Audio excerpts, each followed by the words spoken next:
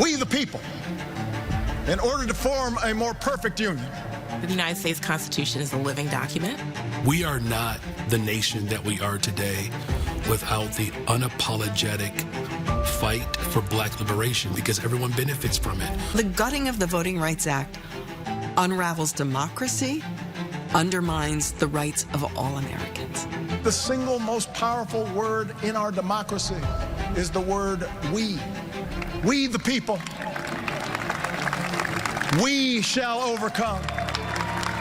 Yes, we can.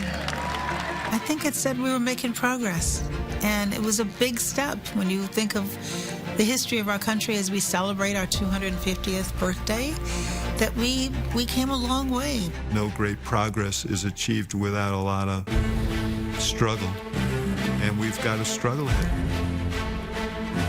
Black people particularly built this country, for free. Saving our democracy is an important element of Juneteenth. Does America owe black folks anything? Yes.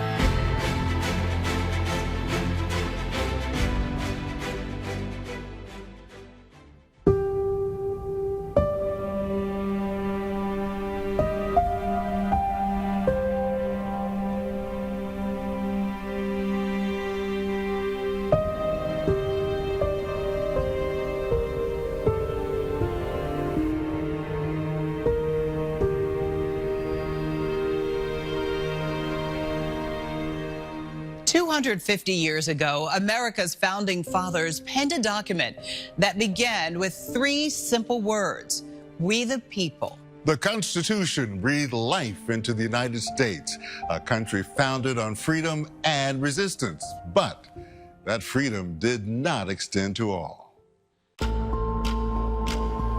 We the people, in order to form a more perfect union. The Constitution applied to everybody living under its jurisdiction, but it didn't give rights to everybody. For the most part, only property-holding white men had the right to vote. The enslavement of African and African-descended people was legal across the United States, not just in the South. There was slavery in the North, slavery all over the Midwest. But by 1860, it was coming to a head in U.S. politics, the fight between what was known as the slave power and the free states. This erupted in a civil war that ended in 1865. The Civil War ended with the abolition of slavery. I was taught that June 19th was when black folks really got their July 4th. The South was in ruins, and a new society needed to be built. This was the period known as Reconstruction. Reconstruction was one of the most important periods in United States history that gave the United States an opportunity to rewrite the Constitution in the aftermath of the abolition of slavery, and to reimagine a new society that would guarantee the civil rights of all of its residents. The Constitution was rewritten. Most importantly, Congress passed the 13th, 14th, and 15th Amendments.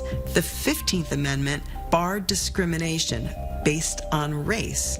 So in 1870, black men got the right to vote.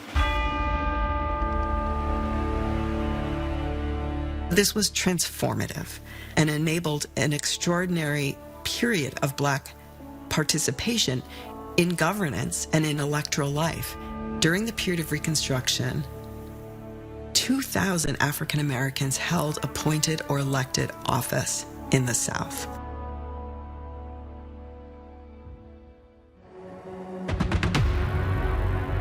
Sadly, the defeated Confederates and their allies mobilized to overthrow this period of multiracial democracy.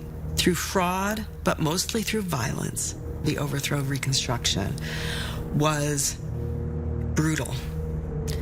And the goal really was to revive slavery in new forms. Economically, they did this through a system called sharecropping or even debt peonage. This was known as the period of Jim Crow. Behold the fiery cross still free.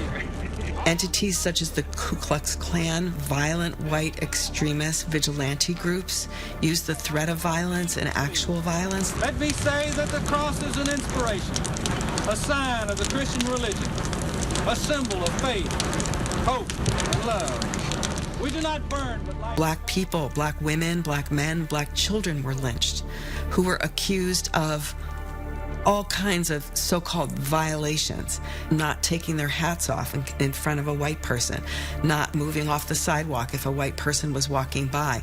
So Reconstruction came to an end. It ends through the use of violence. White Southerners used violence to overthrow fairly and democratically elected governments and to restore minority rule, to restore white rule, and to disenfranchise and segregate black citizens. Make sure you understand that there are elements in our society trying to take you back as closely as they can to that period in our history.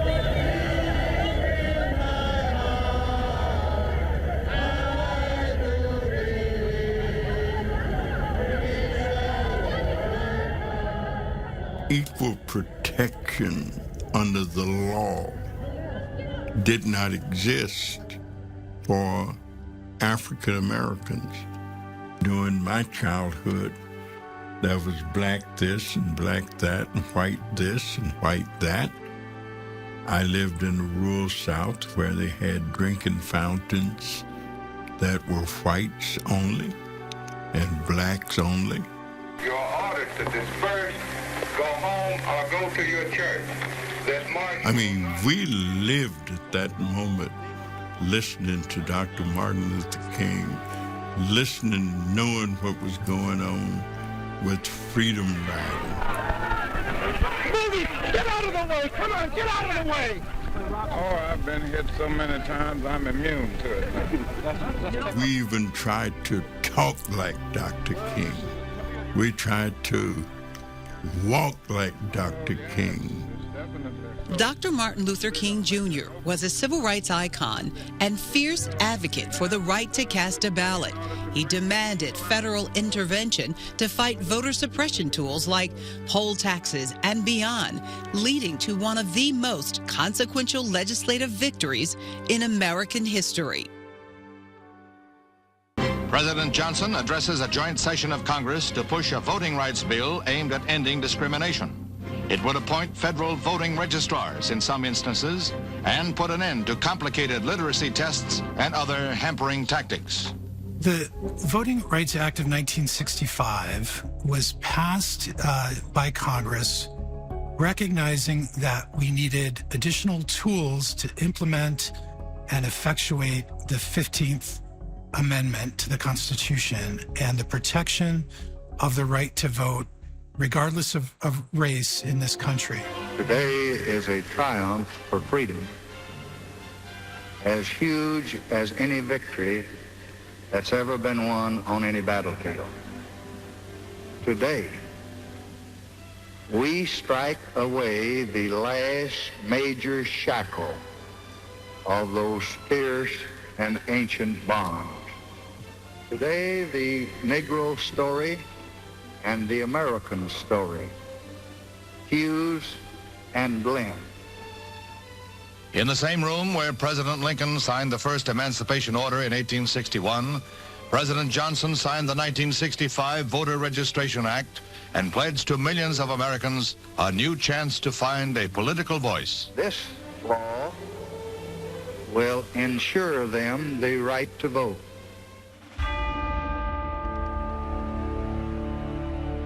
A bolstered 15th Amendment ushered in more civic participation within the black community throughout the decades. I'm Congresswoman Lauren Underwood. I represent Illinois' 14th Congressional District. I have a great legislative record, one I'm very proud of.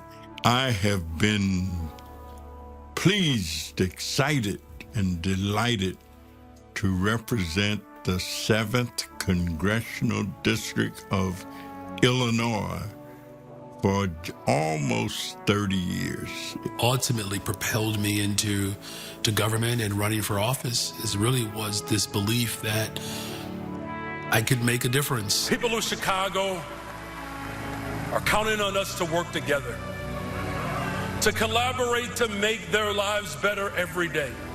Illinois has been a good state for black people to get elected to office. I've been able to make a difference and do good things because of my decision to go into electoral politics.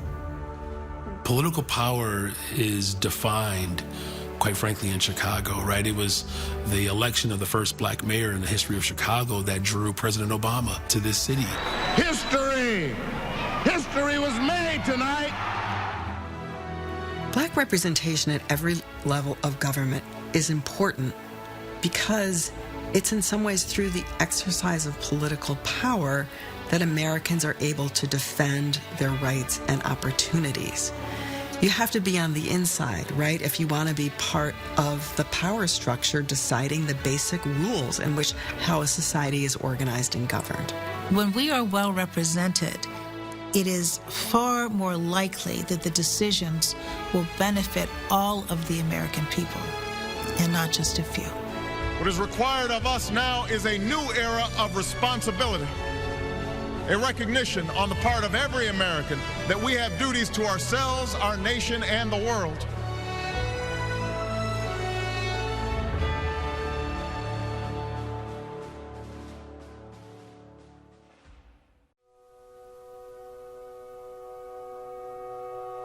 Debates over voting rights are now the latest chapter in a struggle that began long ago. The question is no longer whether progress has happened, but whether it can be preserved. The United States Constitution is a living document, and it has been amended and expanded to grant rights to all persons in this country. And now we are in a period of regression where the United States Supreme Court has deemed it appropriate to restrict and begin to remove core rights for Black Americans. That Louisiana versus Calais decision is a significant setback for voting rights in this country. What the court essentially did was to implement a new standard for invoking the protections of Section 2 of the Voting Rights Act. This new standard requires an individual to provide proof of intentional racial discrimination. We've seen the Voting Rights Act be effectively nullified. It no longer has to go through oversight or jurisdiction by the Justice Department. This morning, the Supreme Court delivering a major blow to the landmark Voting Rights Act. The High Court sided with a group of white voters in Louisiana who argued one of the state's two majority black districts was improperly drawn and relied too heavily on race. The Voting Rights Act was designed to be a remedy to state-sponsored or institutional racism and has been in place for some 60-odd years, where it has been tremendously successful in allowing Black Americans specifically, but not exclusively, to be able to elect representatives of their own choosing. Essentially, the U.S. Supreme Court has taken the guardrails off political partisan gerrymandering in states. Now, the fact that partisanship and race dramatically overlap in the United States doesn't seem to bother the court. According to the Roberts Court, racism is a thing of the past. So therefore, we don't need this race-conscious oversight. Now, interestingly, right after that decision, there was a flurry of states changing laws trying to restrict voting rights. Let's not carve out Memphis because you can't fairly win in a ballot box or to... I think that the individuals who made that decision, that the good Lord is going to deal with them. It makes it much more difficult for that community to be able to assert its power. With splitting up the district that had previously encompassed a Black majority in Memphis, will result in the dilution of voting power for Black citizens in the Memphis area. We want to enjoy the same equal rights It's equal rights for black people in this country. That's what the Constitution promises us. Black representation is important because we have to have people in position of power who have the lived and shared experience of black folks, but it's also the lived and shared experience of working people. Civil rights leaders like Dr. King and Reverend Jesse Jackson fought for liberation at the ballot box. In 1965, hundreds of nonviolent protesters marched from Selma to Montgomery, demanding an end to voter suppression. But the demonstrators were brutally attacked by state troopers. That day is now known as Bloody Sunday. We might think of the Voting Rights Act as something that just benefits black people, but no. Having robust federal oversight of elections benefits democracy and benefits all Americans.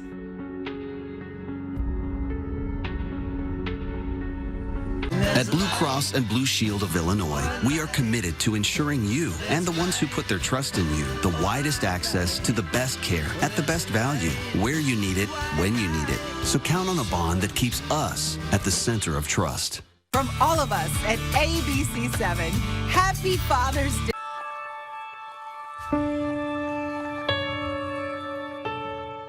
Juneteenth means many different things to different people. There is the historical momentum of what it means, but the real deal is the political aspect of Juneteenth. Pushing our government to be far more responsive to the needs of working people through the lens of black liberation benefits all of us. The Voting Rights Act has been an important tool to allow for the realization of our multiracial democracy. That has meant that there has been great acceleration in black elected officials serving in state and local office, at the federal level, and even electing our nation's first black president. All right, I hope this works. It'll be really embarrassing if it doesn't.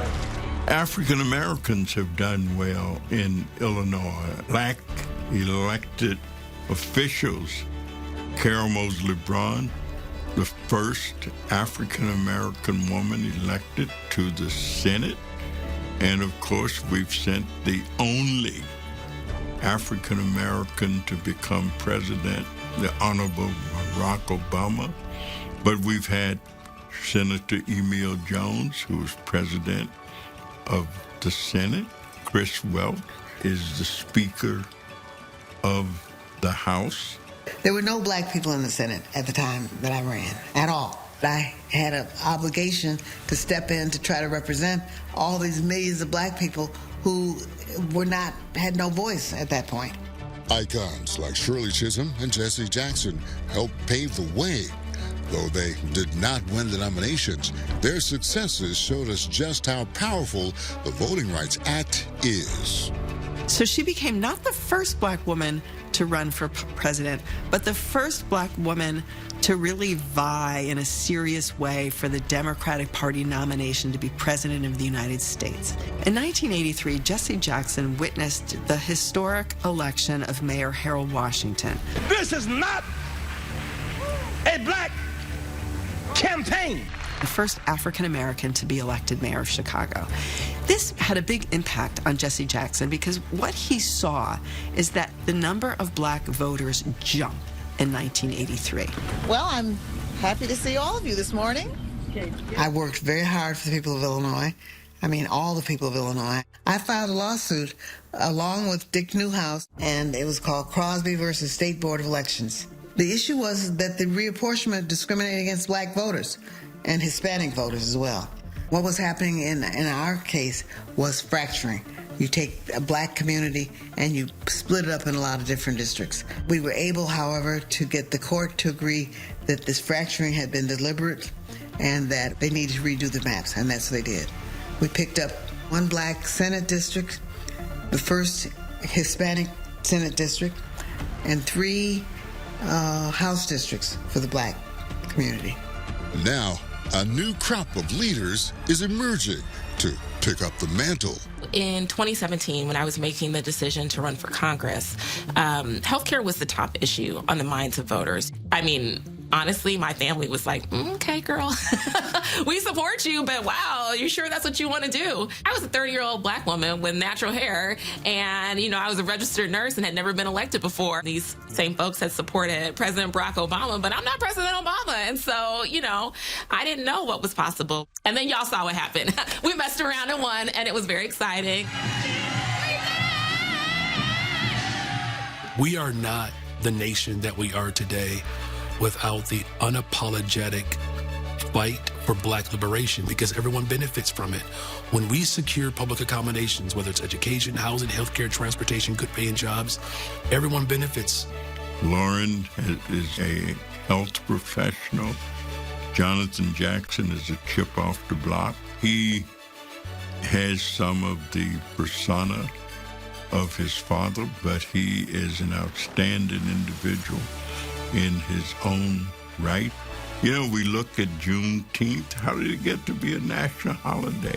But I had the opportunity to work closely with Senator Obama. We collaborated a great deal on Juneteenth. We had to keep pushing the concept.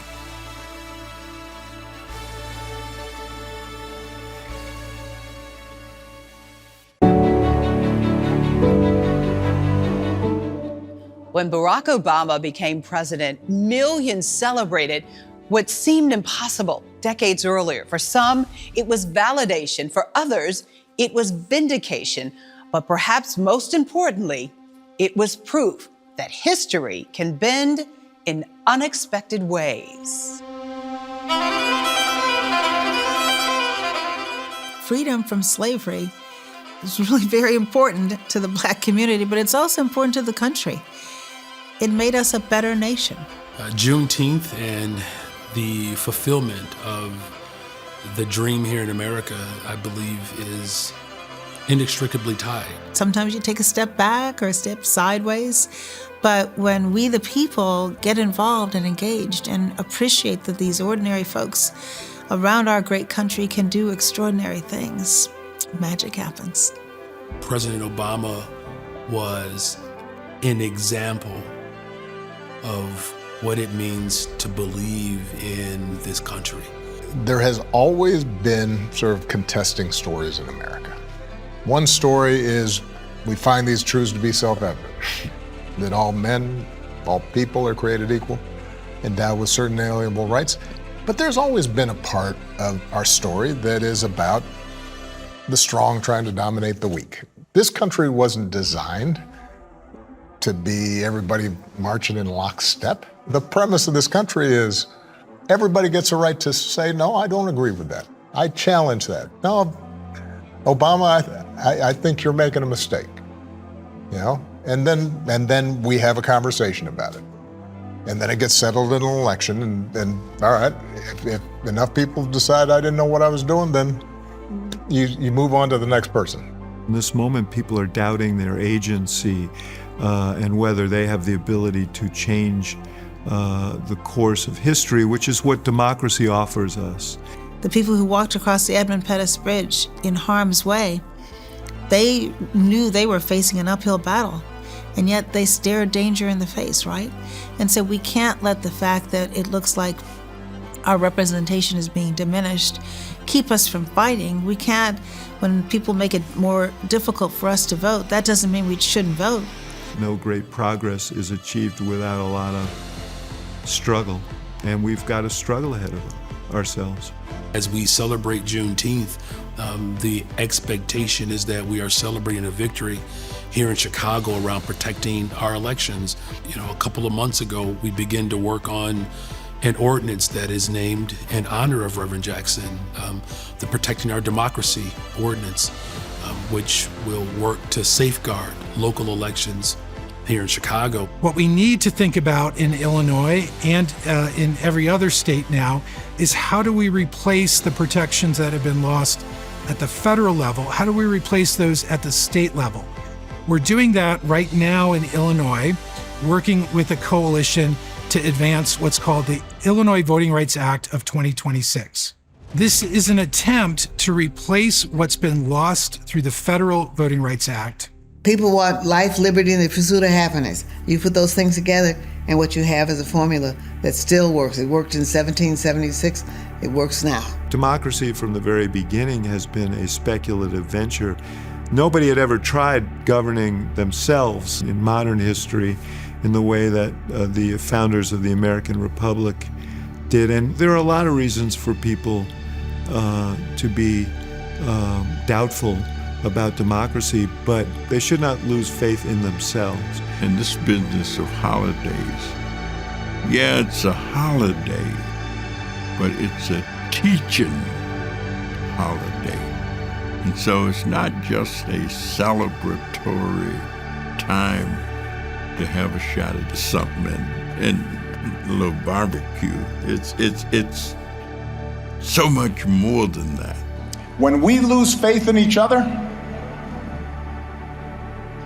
when we stop believing that voting matters, that citizenship matters, that our collective voices matter, that how we treat each other no longer matters, then we give away our power to decide our own futures. We open the door to the most ruthless, or the most careless, or the most fearful among us.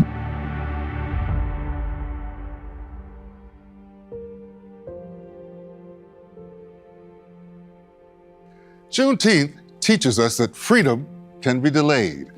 The civil rights movement teaches us that freedom can be demanded. And the fight for voting rights reminds us that freedom must be exercised. And as America turns 250 years old, the story remains unfinished. Not because the nation has failed, but because democracy was never meant to be a destination, but instead a journey.